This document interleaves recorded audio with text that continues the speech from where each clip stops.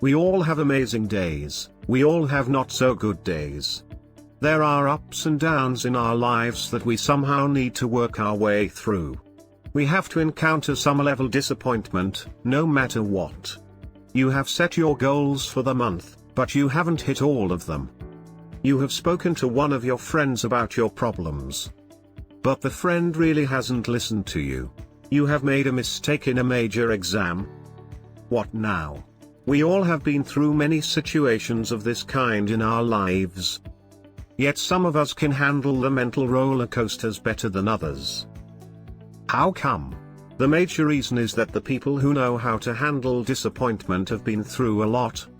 They have probably already figured out a few ways how they can bounce back to their normal state. In this video, that is exactly what I'll focus on.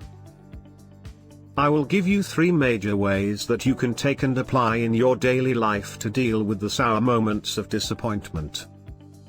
Disappointment is an emotion often connected with a failure of yours or someone who is somehow related to you. It is thus necessary to understand that as an emotion, it is directly connected to your thoughts. Your emotions act as consequences of your thoughts, which means that you first need to accept that something has disappointed you mentally in order to feel bad about it. The next few tips will help you set up something called a bounce back time. This is a period of time after a disappointing event when you allow yourself to feel bad. Once this time has passed, you need to use some of the mechanisms I will describe below to bounce back and get your mind straight. In other words, we can't prevent disappointment, but we can tackle it once we encounter it. Number 1, today is the first day of the rest of your life. When we feel disappointed, we often fall into the pit of resentment and hopelessness. Practice shifting your thought process from "I messed up, I'm done," to "I messed up. How can I prevent this next time?" It is absolutely fine to feel disappointed or to feel bad. It is crucial to accept that you feel that way so that you can specify the issue to look further into it. You are not who you were yesterday, you won't be who you are today when tomorrow comes. Sad things happen in life, that is inevitable. The variable here is your attitude towards these events. Number 2, turn it into a challenge. The first tip directly ties to the second one.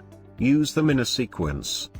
Once you understand that your disappointment has nothing to do with who you are, but rather the action you took at that specific moment, you can free yourself of the heavy feeling and shift your focus on the reality. How can you make sure that you won't disappoint in the same situation next time? Let your disappointment drive you. Make it a learning point and look for ways to overcome the struggle when it comes up next time, because it will. Define the variables, outline the context, and think of possible ways out.